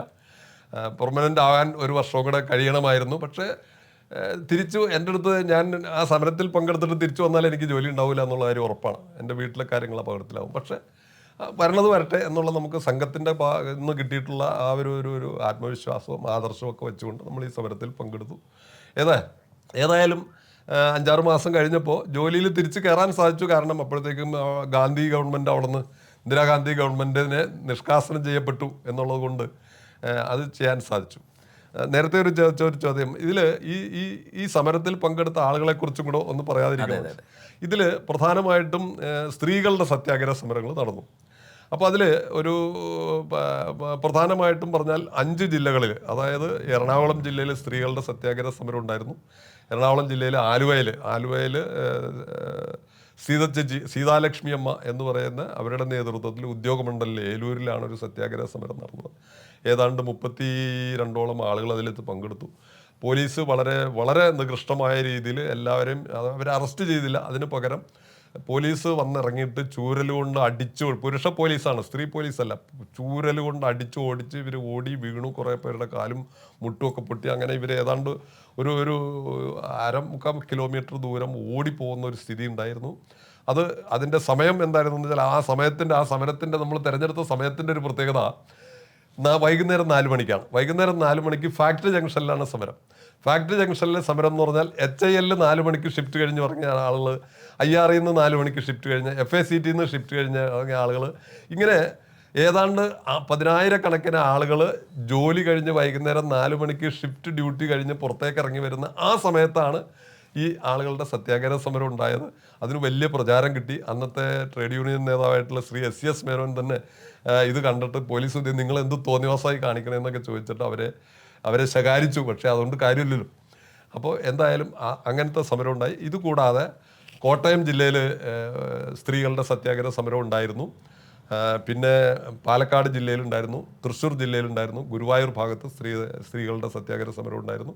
അപ്പോൾ അങ്ങനെ കണ്ണൂർ ജില്ലയിൽ സത്യാഗ്രഹം ഉണ്ടായിരുന്നു സ്ത്രീകളുടെ. 5 ജില്ലകളിൽ കേരളത്തിൽ സത്യാഗ്രഹ സമരം ഉണ്ടായിരുന്നു. മറ്റൊന്ന്, ഈ സത്യാഗ്രഹ സമരത്തിൽ പങ്കെടുത്ത ആളുകളെക്കുറിച്ച് ചിന്തിക്കുന്ന സമയത്ത് ഇതിനകത്ത് സർക്കാർ ജീവനക്കാരുണ്ടായിരുന്നു, ബാങ്ക് ജീവനക്കാരുണ്ടായിരുന്നു, സ്വകാര്യ സ്ഥാപനങ്ങളിലെ ജീവനക്കാരുണ്ടായിരുന്നു, വിദ്യാർത്ഥികളുണ്ടായിരുന്നു. ഇതുകൂടാതെ മേസന്മാർ, കാർപ്പൻ്റർമാർ, മത്സ്യത്തൊഴിലാളികൾ, വയനാട് ജില്ലയിലൊക്കെ തോട്ടം തൊഴിലാളികൾ, ഈ തരത്തിലുള്ള സമൂഹത്തിലെ എല്ലാ വിഭാഗം ആളുകൾ. അതിലെടുത്തു പറയേണ്ട ഒരു സംഭവം, വയനാട് ജില്ലയിൽ 1975 ഓർക്കണം, വയനാട് ജില്ലയിലെ 14 ആദിവാസി സമൂഹത്തിൽ നിന്ന് പെട്ട ആളുകൾ പോലും ഈ സത്യാഗ്രഹ സമരത്തിൽ പങ്കെടുത്ത് ജയിലിൽ പോയിട്ടുണ്ട്, അടിയും മേടിച്ചിട്ടുണ്ട് പോലീസിൻ്റെ. അപ്പോൾ 75 RSSനെ കുറിച്ച് വിവിധ ആക്ഷേപങ്ങളും സവർണരുടെ പാർട്ടിയാണോ മറ്റാണെന്ന് മറിച്ചാണെന്നൊക്കെ പറയുന്ന ആളുകൾ മനസ്സിലാക്കാൻ വേണ്ടി പറയാം. 75 നടന്ന അടിയന്തരാവസ്ഥാ വിരുദ്ധ സമരത്തിൽ വയനാട് ജില്ലയിൽ നിന്ന് 14 ആദിവാസി സമൂഹത്തിൽപ്പെട്ട ആളുകൾ ഈ സത്യാഗ്രഹ സമരത്തിൽ പങ്കെടുക്കണം. അങ്ങനെ ഞാൻ പറഞ്ഞത് സമൂഹത്തിലെ എല്ലാ വിഭാഗം ആളുകളും ഈ സമരത്തിലുണ്ടായിരുന്നു. സ്ത്രീകളുണ്ടായിരുന്നു. ആ നിലയ്ക്ക് അതിനകത്ത് സ്ത്രീകളിൽ ചില ആളുകൾ കുട്ടികളെ കൊണ്ട് സമരത്തിൽ പങ്കെടുത്ത ആളുകളുണ്ട്. അതിൽ എടുത്തു പറയേണ്ട ഒരു സംഭവമാണ് ഇപ്പോൾ മഹിളാ മോർച്ചയുടെ സംസ്ഥാന പ്രസിഡന്റായിട്ടുള്ള അഡ്വക്കേറ്റ് നിവേദിത. അമ്മയോടൊപ്പം ജയിലിൽ 1.5 വയസ്സായുള്ള കുട്ടിയാണ്. പിന്നെ പാലക്കാട് ജില്ലയിൽ 2 പേരുണ്ടായിരുന്നു. അതുപോലെ തന്നെ തൃശ്ശൂർ ജില്ലയിൽ വേറെയും ഉണ്ടായിരുന്നു. ഗുരുവായൂർ വേറൊരു കുട്ടിയും അതുപോലെ അമ്മയുടെ കൂടെ ജയിലിൽ പോയിട്ടുണ്ടായിരുന്നു. അപ്പോൾ അങ്ങനെ സമൂഹത്തിലെ എല്ലാ വിഭാഗം ആളുകളും ഈ സമരത്തിൽ പങ്കെടുത്തിരുന്നു. അപ്പോൾ ഒരു തരത്തിൽ പറഞ്ഞാൽ ഈ അടിയന്തരാവസ്ഥ പ്രഖ്യാപിക്കുകയും അതോടൊപ്പം തന്നെ RSSനെ നിരോധിക്കുകയും ചെയ്തു ഇന്ദിരാഗാന്ധി എങ്കിൽ അത് യഥാർത്ഥത്തിൽ സംഘപ്രസ്ഥാനങ്ങളെ സംബന്ധിച്ചിടത്തോളം വളരെ ഗുണകരമായൊരു സംഭവമായിരുന്നു. കാരണം സംഘത്തിൻ്റെ ശാഖകളിൽ നിന്ന് നേരെ വീടുകളിലേക്ക് RSSന്റെ പ്രവർത്തനം ഗ്രാമങ്ങളിലെ വീടുകളിലേക്കും ആയിട്ട് മാറി. അതുകൊണ്ട് തന്നെ അതിൻ്റെയൊക്കെ ഒരു മുന്നേറ്റം, അന്നത്തെ പ്രവർത്തനത്തിൻ്റെ ഫലമായിട്ടുണ്ടായിരുന്ന ഒരു മുന്നേറ്റം ഇന്നത്തെ ഞങ്ങളൊക്കെ അങ്ങനെ വിശ്വസിക്കുന്ന കൂട്ടത്തിലാണ് മോദി സർക്കാർ ഇന്ന് വരാനുണ്ടായ കാരണത്തിൻ്റെ ഒരു പ്രധാന കാരണം ആ തരത്തിൽ അന്ന് സംഘത്തിന് അതിനുശേഷം ഉണ്ടായ ഒരു കുതിപ്പാണ്. 77 അടിയന്തരാവസ്ഥ പിൻവലിച്ച് ഒരുപക്ഷെ മൊറാർജി ദേശായിയും വാജ്പേയിയും അദ്വാനിയൊക്കെ മന്ത്രിയായെങ്കിലും അതിനുശേഷം അതിനകത്തുള്ള കൂട്ടുകക്ഷി മന്ത്രിസഭയൊക്കെ ആയതുകൊണ്ട് അതിൽ നിന്നില്ല.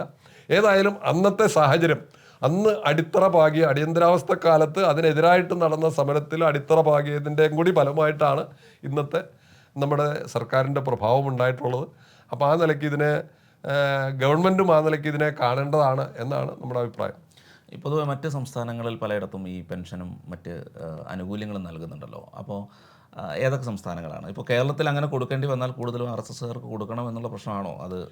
ഇതിൽ ഞങ്ങളുടെ അഭിപ്രായം, അസോസിയേഷനെ സംബന്ധിച്ചിടത്തോളം ഇതിൻ്റെ അഭിപ്രായം ഇത് കേന്ദ്ര ഗവൺമെൻറ്റാണ് ചെയ്യേണ്ടത് എന്നാണ് ഒന്നാമത്തെ അഭിപ്രായം. എന്താ കാരണം എന്ന് വെച്ചാൽ ശ്രീമതി ഇന്ദിരാഗാന്ധി ഇന്ത്യൻ പ്രധാനമന്ത്രിയായിരുന്നു. ശ്രീമതി ഇന്ദിരാഗാന്ധിയാണ് അടിയന്തരാവസ്ഥ പ്രഖ്യാപിച്ചത്. ഈ അടിയന്തരാവസ്ഥയ്ക്കെതിരായിട്ടുള്ള സമരം നടന്നത് കേന്ദ്ര ഗവൺമെൻറ് പ്രഖ്യാപിച്ച ഭരണഘടനാവിരുദ്ധമായിട്ടുള്ള നയങ്ങൾക്കെതിരായിട്ടാണ്. അപ്പോൾ കേന്ദ്ര ഗവൺമെൻറ്റാണ് ഇത് തരേണ്ടത്. പക്ഷേ കേന്ദ്ര ഗവൺമെൻറ് ഈ കാര്യം തീരുമാനം എടുക്കുന്നതിന് മുമ്പൊക്കെ തന്നെ നോർത്ത് ഇന്ത്യയിലെ ഉത്തരേന്ത്യൻ സംസ്ഥാനങ്ങളിൽ കുറേ സംസ്ഥാനത്ത് കൊടുത്തു. ഇപ്പോൾ നിലവിൽ ഏറ്റവും അവസാനം ഇപ്പോൾ കഴിഞ്ഞ 6 മാസം മുമ്പ് ഒഡീഷ ഗവൺമെൻറ്, 6 മാസമായില്ല 3 മാസമായിട്ടുള്ളൂ, ഒഡീഷ ഗവൺമെൻറ് കൊടുക്കാൻ തീരുമാനിച്ചതുകൊണ്ട് 13 സംസ്ഥാനങ്ങളിലെ സംസ്ഥാന ഗവൺമെൻറ്റുകൾ പെൻഷനും വൈദ്യസഹായവും കൊടുക്കുന്നുണ്ട്. സൗത്തിലൊരു സ്ഥലത്തും ഇല്ല. കേരള, തമിഴ്നാട്, കർണാടക, ആന്ധ്ര, തെലുങ്കാന, ഗോവ മുതലായിട്ടുള്ള ഈ പോണ്ടിച്ചേരി, അങ്ങനെ 7 സംസ്ഥാനങ്ങളിൽ സൗത്തിലൊരു സ്ഥലത്തും ഇതില്ല. അപ്പം ഞങ്ങൾ സ്വാഭാവികമായിട്ടും നമ്മൾ പ്രധാനമന്ത്രിക്ക് നിവേദനം കൊടുക്കുന്നതോടൊപ്പം തന്നെ ഇപ്പോഴത്തെ മുഖ്യമന്ത്രി 2016 ഇപ്പോഴത്തെ മുഖ്യമന്ത്രി ശ്രീ പിണറായി വിജയനെ, അദ്ദേഹത്തിനെ ഞങ്ങൾ കണ്ടിരുന്നു, നിവേദനം കൊടുത്തിരുന്നു. അപ്പോൾ അദ്ദേഹത്തിനോട് ഞങ്ങൾ പറഞ്ഞു കൂടുതലൊന്നും പറയണ്ടല്ലോ, അദ്ദേഹം ജയിലിൽ കിടന്ന ആളാണ്. ആ സമയത്ത് 4 ദിവസക്കാലം ലോക്കപ്പിലിട്ട് അദ്ദേഹത്തിനെ ചവിട്ടിക്കൂട്ടിയതാണ് പോലീസ്. അപ്പോൾ ഇതൊക്കെ മിസ പ്രകാരം അദ്ദേഹം ജയിലിലായിരുന്നു. അപ്പോൾ അദ്ദേഹത്തിനോട് കൂടുതലൊന്നും പറയണ്ടല്ലോ, ഈ കാര്യങ്ങളൊക്കെ ഉണ്ട്, അപ്പോൾ അദ്ദേഹം നോക്കട്ടെ, പരിശോധിക്കട്ടെ എന്നൊക്കെ പറഞ്ഞെങ്കിലും 2 മാസം കഴിഞ്ഞ് വളരെ ക്ലിയറായിട്ട് അദ്ദേഹത്തിൻ്റെ മറുപടി വന്നു, ഔദ്യോഗികമായിട്ടുള്ള മറുപടി വന്നു. ഈ വിഷയത്തിൽ സംസ്ഥാന ഗവൺമെൻറ് ഒന്നും ചെയ്യാൻ ഉദ്ദേശിക്കുന്നില്ല എന്ന്. അതിൻ്റെ ഞങ്ങൾക്ക് മനസ്സിലായ കാരണം അവർ ലിസ്റ്റ് എടുത്ത് നോക്കിയപ്പോൾ ഈ സമരത്തിൽ പങ്കെടുത്ത ആളുകളിൽ ഏതാണ്ട് 8000 ശിഷ്ടം പേര് RSS BJP പ്രവർത്തകന്മാരാണ്. ബാക്കി പോയിട്ട് അവരുടെ ആളുകൾ 500 പേര് പ്രിവൻറ്റീവ് അറസ്റ്റുകാരാണ്. അപ്പോൾ ഈ 500 CPMകാർക്ക് കിട്ടുള്ളൂ, ബാക്കി പോയിട്ട് ഇത്രയും പേർക്ക് ഇത് കിട്ടും എന്നുള്ള രാഷ്ട്രീയ കാഴ്ചപ്പാട് വെച്ചിട്ടായിരിക്കും അത് തരാതിരുന്നതെന്ന് ഞങ്ങൾ വിശ്വസിക്കുന്നു. അപ്പോൾ എന്തായാലും കേന്ദ്ര ഗവൺമെൻറ് ഈ കാര്യത്തിൽ 13 സംസ്ഥാനത്ത് ഇത് കൊടുക്കുന്നുണ്ട്. അപ്പോൾ 13 സംസ്ഥാനത്തെ ആളുകൾക്ക്, അതായത് ഇപ്പോൾ ഞങ്ങൾ പറയുവാണെങ്കിൽ ഇപ്പോൾ നമ്മുടെ ഗവൺമെൻറ്, മോദിജി സർക്കാരിനെ ഞങ്ങൾ എല്ലാ നിലയിലും പ്രകീർത്തിക്കുന്നു. എന്തുകൊണ്ടാണെന്ന് വെച്ചാൽ, ഒന്ന്, നമ്മുടെ രാജ്യം ഒറ്റ രാജ്യം, ഒരു രാജ്യം ഒരു റേഷൻ കാർഡ്, ഒരു രാജ്യം ഒരു ആധാർ കാർഡ്. ഇപ്പോൾ അടുത്ത കാലത്ത് ഒരു രാജ്യം ഒരു തെരഞ്ഞെടുപ്പ് പോലും വരാൻ പോകുന്ന ഒരു സാഹചര്യത്തിൽ ഈ അടിയന്തരാവസ്ഥാ വിരുദ്ധ സമരം ചെയ്ത 13 സംസ്ഥാനത്തെ ആളുകൾക്ക് ആനുകൂല്യങ്ങൾ കൊടുക്കുന്നു, അല്ലെങ്കിൽ ചികിത്സാ സഹായം കൊടുക്കുന്നു. ബാക്കി പോയിട്ടുള്ള 28 സംസ്ഥാനത്ത് ബാക്കി പോയിട്ടുള്ള സംസ്ഥാനങ്ങളിലൊന്നും കൊടുക്കുന്നില്ല എന്ന് പറയുന്നത് ശരിയല്ലല്ലോ. ഇതിനൊരു എന്താ പറയുക, ഒരു യൂണിറ്റി ഈ കാര്യത്തിലും കൂടെ ഗവൺമെൻറ് പരിശോധിക്കേണ്ടതാണ് എന്നാണ് ഞങ്ങളുടെ അഭിപ്രായം. തീർച്ചയായിട്ടും കഴിഞ്ഞ പ്രാവശ്യം ഒരു എടുത്തു പറയേണ്ട ഒരു സംഗതി, കഴിഞ്ഞ വർഷം എന്ന് പറയുന്നത് 2024 ജൂലൈ 12-ാം തീയതി പാർലമെൻറ്റിൻ്റെ സംയുക്ത സമ്മേളനത്തിൽ നമ്മുടെ ബഹുമാനപ്പെട്ട രാഷ്ട്രപതിയും നമ്മുടെ പ്രധാനമന്ത്രിയും കൂടെ ചേർന്നിട്ട് ജൂൺ 25 അടിയന്തരാവസ്ഥ പ്രഖ്യാപിച്ച ദിവസം സംവിധാൻ ഹത്യാ ദിനമായിട്ട് ആചരിക്കാൻ തീരുമാനിച്ചു. സംവിധാൻ ഹത്യാ ദിനം എന്ന് പറയുമ്പോൾ ഭരണഘടനയെ കൊല ചെയ്ത ദിവസം എന്ന് ആചരിക്കാൻ തീരുമാനിച്ചു. അതിൻ്റെ ആദ്യത്തെ ആചരണം ഈ ജൂണിൽ വരാൻ പോവുകയാണ്. ഇതവർ തീരുമാനിച്ചു എങ്കിലും അതിൽ പെട്ട ആളുകളെ സംബന്ധിച്ച് ചിന്തിച്ചില്ല ഗവൺമെൻറ്. അപ്പം ഞങ്ങൾ പ്രതീക്ഷിക്കുന്നത് ഈ വരാൻ പോകുന്ന ഇപ്പോൾ ആദ്യത്തെ സംവിധാൻ ഹത്യാ ദിന ആചരണം വരുമ്പോഴത്തേക്കും കേന്ദ്ര ഗവൺമെൻറ് ഈ കാര്യത്തിൽ യൂണിറ്റി ഉണ്ടാവുന്ന തരത്തിൽ ഒരു തീരുമാനം എടുക്കും എന്നാണ് ഞങ്ങളുടെ പ്രതീക്ഷ. തീർച്ചയായിട്ടും ഈ ആളുകൾ, ഞങ്ങളാരും ഒന്നും പ്രതീക്ഷിച്ച് പോയതല്ല എന്ന് പറഞ്ഞു. ഞങ്ങൾക്ക് പെൻഷൻ ഉദ്ദേശിച്ച് പോയവരല്ല, ഞങ്ങൾ താമ്രപത്രം പ്രതീക്ഷിച്ച് പോയവരല്ല. പക്ഷേ അന്നത്തെ പോലീസ് മർദ്ദനത്തിൻ്റെ പരമായിട്ട് ദുരിത ജീവിതം അനുഭവിക്കുന്ന കുറേ ആളുകൾ നമ്മുടെ ഈ കൂട്ടത്തിലുണ്ട്.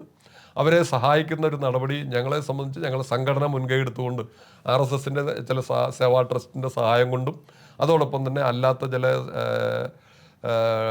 ചാരിറ്റബിൾ ട്രസ്റ്റുകൾ, ചില വ്യക്തികൾ എല്ലാം കൂടെ ചേർന്ന് ഇപ്പോൾ ഞങ്ങൾ കേരളത്തിലൊരു 400 പേർക്ക് പ്രതിമാസ ചികിത്സാ സഹായം സംഘടിപ്പിച്ച് കൊടുക്കുന്നുണ്ട്. അപ്പോൾ ഇത് ശരിക്കും പറഞ്ഞാൽ ഇത് ആ നിലയ്ക്കല്ല ചെയ്യേണ്ടത്. ഗവൺമെൻറ് ഇതിന് ഉത്തരവാദിയാണ്. കേന്ദ്ര ഗവൺമെൻറ് ഈ രാജ്യത്തെ അടിയന്തരാവസ്ഥ പ്രഖ്യാപിച്ച് ഭരണഘടനാവിരുദ്ധമായിട്ട് ഏകാധിപത്യം കൊണ്ടുവന്നതിനെതിരായിട്ടാണ് സമരം ചെയ്തത്. അപ്പോൾ അത് കണക്കിലെടുത്തുകൊണ്ട് ഗവൺമെൻറ് ഈ കാര്യത്തിൽ, കേന്ദ്ര ഗവൺമെൻറ് ആണ് അതിന് ഉത്തരവാദി എന്നുള്ള കാര്യത്തിൽ ഞങ്ങൾക്ക് രണ്ടഭിപ്രായമില്ല. അതാണ് വേണ്ടത്. അപ്പോൾ ആ നിലയ്ക്കാണ് ഇതിനെ കാണേണ്ടത്. തീർച്ചയായിട്ടും ഈ ജൂൺ 25-ന് മുൻപ് ഗവൺമെൻറ് ഇക്കാര്യത്തിൽ ഒരു തീരുമാനം എടുക്കും എന്ന് ഞങ്ങൾ പ്രതീക്ഷിക്കുന്നു. ആലുവയിൽ നടന്ന ആ സത്യഗ്രഹം അന്ന് ആണ് അറസ്റ്റ് വരിച്ചതും മർദ്ദനമേറ്റതും. മാത്രമല്ല കേരളത്തിൽ നിരവധി സ്ത്രീകൾ ഈ ഒരു അടിയന്തരാവസ്ഥാ വിരുദ്ധ പോരാട്ടത്തിൽ പങ്കെടുത്തു. അത് മാത്രമല്ല ഇന്നത്തെ പോലെ മൊബൈൽ ഫോണൊന്നുമുള്ള കാലമായിരുന്നില്ല. അതായത് ഒളിവിലുള്ള പല പ്രവർത്തനങ്ങൾ ഇതൊക്കെ എങ്ങനെ സംഘടനയെ കൊണ്ട് ഏകോപിപ്പിക്കാൻ കഴിഞ്ഞു? അടിയന്തരാവസ്ഥ പ്രഖ്യാപിച്ച ഉടനെ തന്നെ ഈ സംഘത്തിൻ്റെ ഏറ്റവും അടുത്ത നടപടി എന്നുള്ള നിലയ്ക്ക് സംഘത്തിനെ നിരോധിക്കും എന്നുള്ള നിലയ്ക്ക് സംഘത്തിൻ്റെ അഖിലേന്ത്യാ നേതാക്കന്മാർക്ക് അല്ലെങ്കിൽ അഖിലേന്ത്യാ അധികാരിമാർക്ക് കൃത്യമായ ഒരു ധാരണയുണ്ടായിരുന്നു.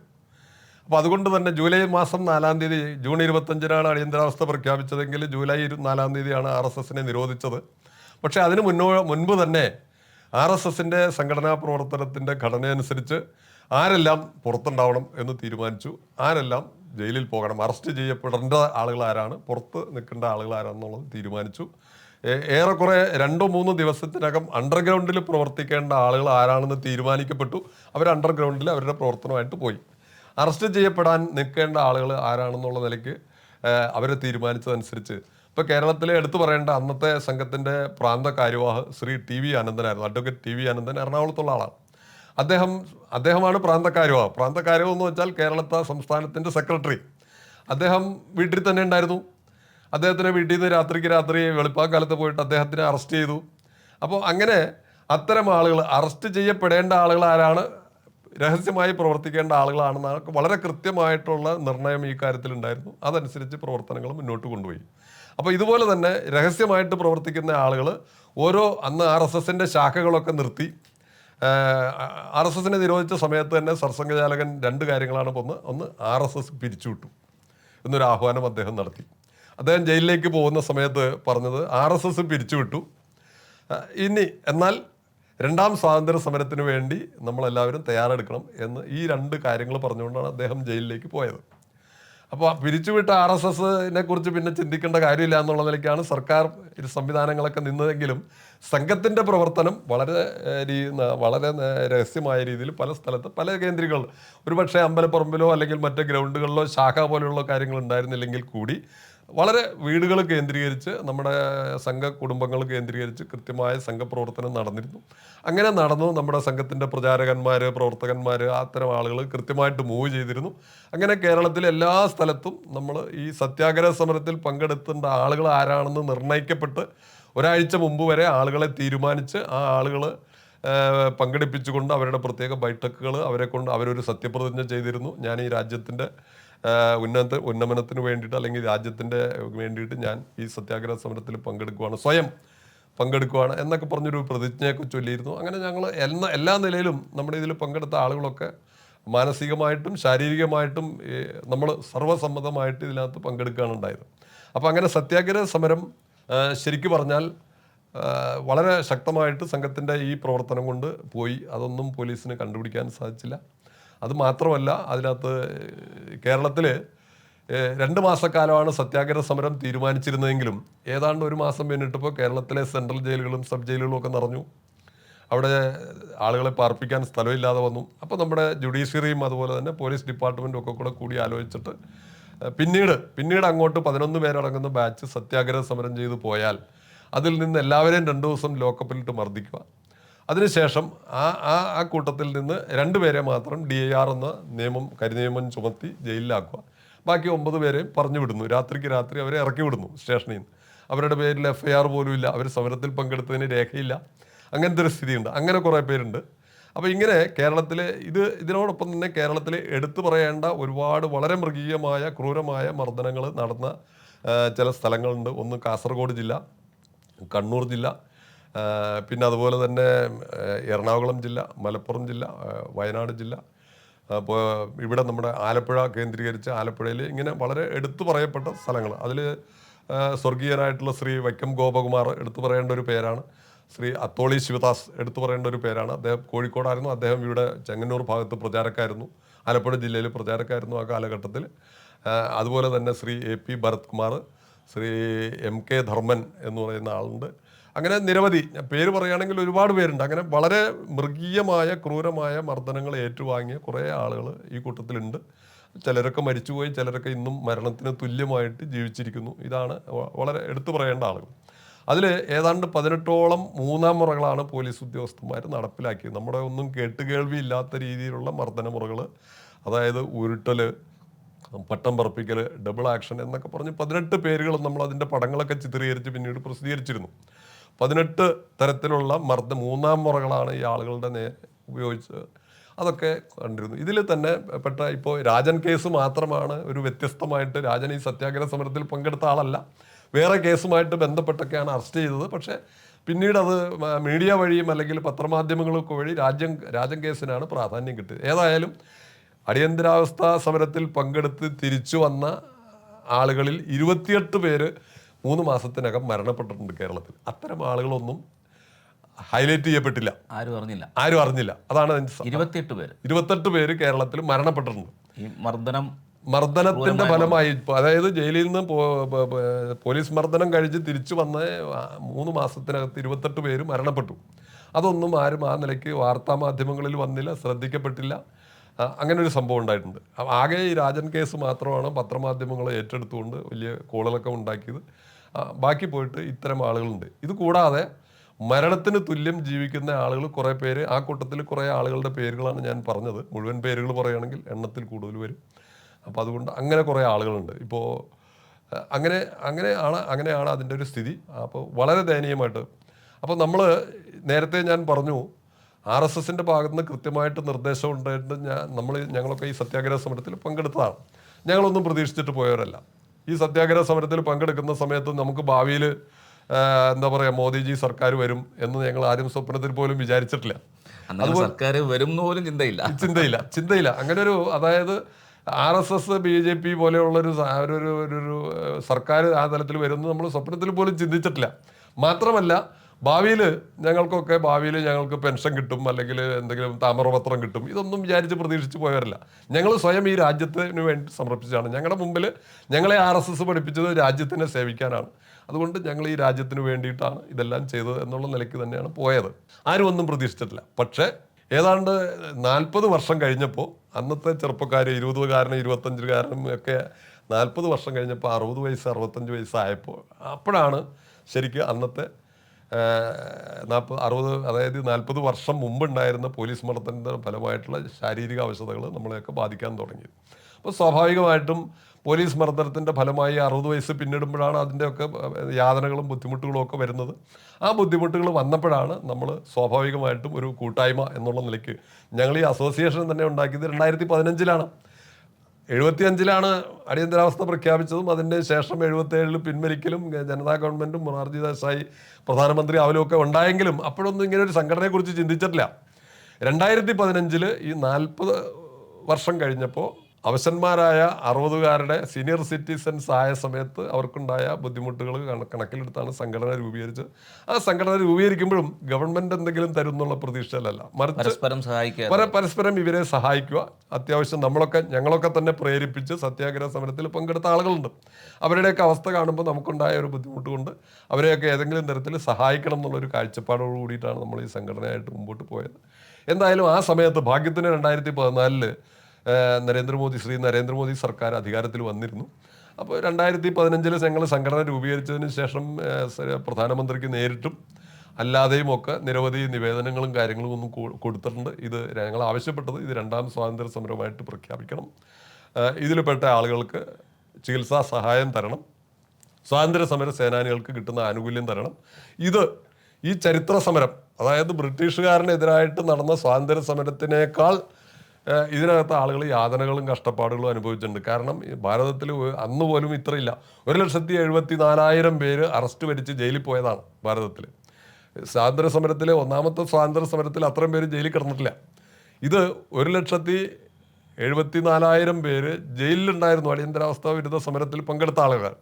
അപ്പോൾ അങ്ങനത്തെ ഒരു സാഹചര്യം നിലവിലുള്ളപ്പോൾ ഇത് 2ാം സ്വാതന്ത്ര്യ സമരമായിട്ട് പ്രഖ്യാപിക്കണം എന്നുള്ളത് നമ്മുടെ പ്രധാന ആവശ്യം. അപ്പോൾ അത് പറയാനൊരു കാരണമുണ്ട്. ഈ 1ാം സ്വാതന്ത്ര്യ സമരത്തിൻ്റെ പട്ടികയിൽപ്പെടുത്തി കുറേ അതായത് 40ഓളം ഐറ്റംസ് പട്ടികയിൽപ്പെടുത്തി അവർക്ക് പെൻഷൻ ആനുകൂല്യങ്ങൾ, സ്വാതന്ത്ര്യ സമര പെൻഷൻ ആനുകൂല്യങ്ങളൊക്കെ കൊടുത്തിരുന്നു. അതിൽ 13 ഐറ്റംസ് കേരളത്തിലാണ് വാങ്ങിയത്. അതിൽ 9 വാങ്ങിയത് CPM ആണ്.